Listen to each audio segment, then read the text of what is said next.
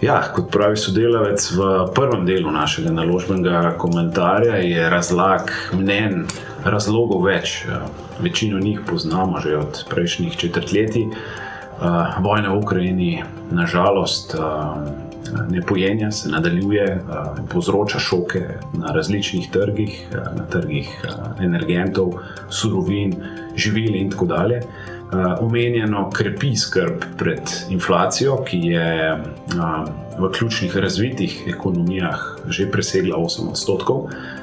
Posledično smo priča umikom monetarnih spodbud pomembnejših centralnih bank, ki postajajo vse bolj intenzivni in upravičeno vzbujajo pomisleke o vzdržljivosti gospodarske rasti pri takem zaostrovanju finančnih razmer. Vse skupaj se že zrcali v negativnih popravkih ocen rasti globalnega bruto družbenega produkta. Posamezna večja podjetja pa so tudi opozorila na šibkejše obete poslovanja. Vse to je privedlo do tega, da smo do 17. junija, se pravi do sredine tega meseca, doživeli najmanj donosno drugo četrtletje po letu 2002 na razvitih delniških trgih, merjeno v evrih.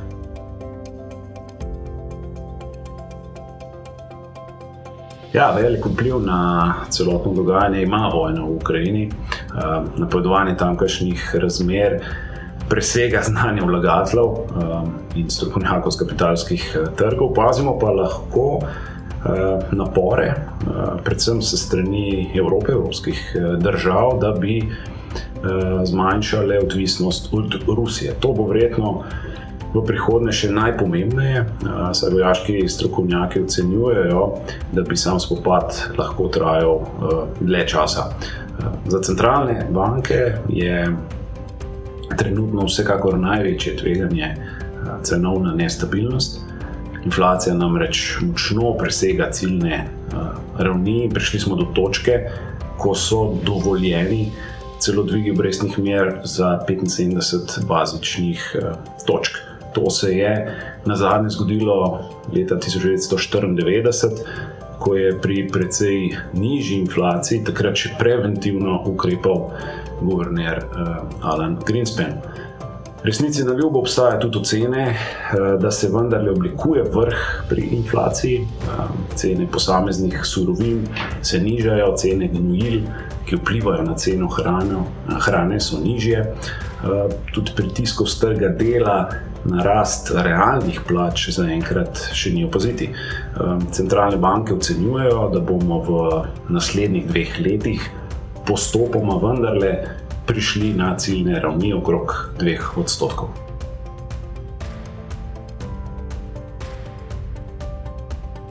Tako je posledica dvigovanja zahtevanih donosnosti oziroma obrestnih mer je tudi padec cen obveznic.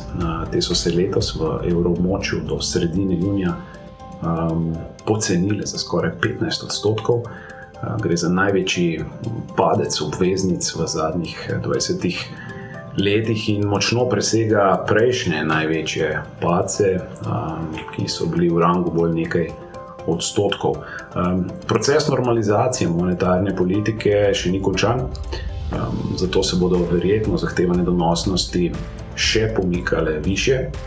Kljub temu pa, kot ugotavlja tudi sodelavec v naši osrednji temi naložbenega komentarja, obveznice pri trenutnih donosnostih do dospetja ponujajo že nekoliko bolj privlačne obete, predvsem za tiste vlagatelje, ki si jih lahko privoščijo držati do dospelosti. Pričakovana donosnost do zapadlosti bi morala za dolgoročne vlagatelje presegati tudi neko povprečno dolgoročno inflacijo.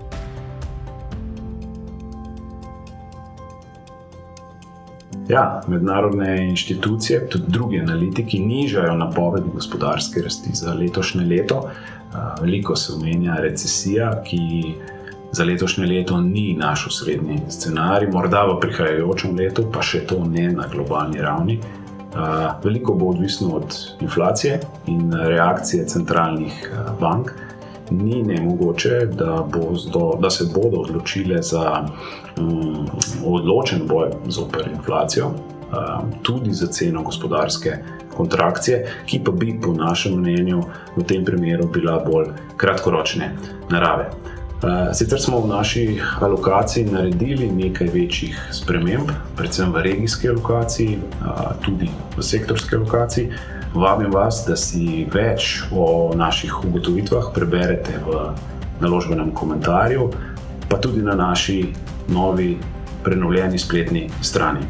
Želim vam prijeten začetek poletnih dni.